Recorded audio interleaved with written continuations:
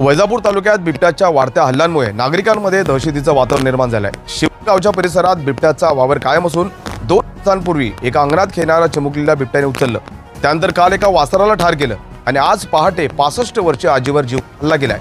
या हल्ल्यात एका वृद्ध महिलेचा मृत्यू झाला, परंतु तरीही वन विभागाचं दुर्लक्ष दिसून येत आहे। लोकांनी अनेकदा तक्रार केली, पण वन विभागानं कोणतीही ठोस कारवाई केली नाहीये। घटनास्थळी वैजापूरचे आमदार रमेश बोरनारे पोहोचले, पण वन विभाग अजूनही तिथे नाहीये।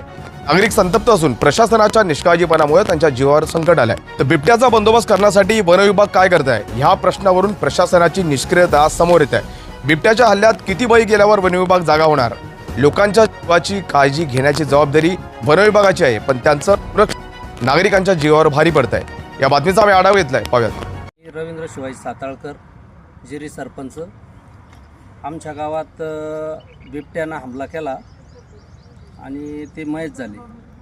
झुंबरबाई माणिक मांदाडे असं मृत्यूचं नाव आहे। आणि वारंवार आम्ही वन विभागाला, पोलीस स्टेशनला कळवलं, पण त्यांना काही गांभीर्यानं घेतलं नाही। अशी त्यांना गांभीर्यानं घ्यावा अशी आमची अपेक्षा आहे। मी ग्रामपंचायत सदस्य नानासाहेब शेखू मांदडे।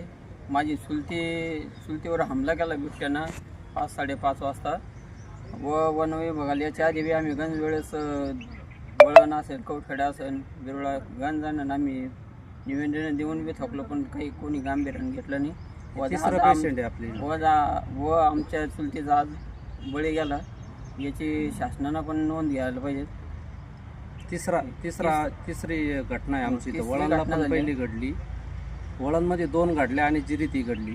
एवढा अंतर 1 ते 1.5 किलोमीटरचाच अंतर आहे तिन्ही घटनेचं। पण बंदोबस्त करत नाही तोपर्यंत आम्ही अंतविधी होऊ देणार नाही।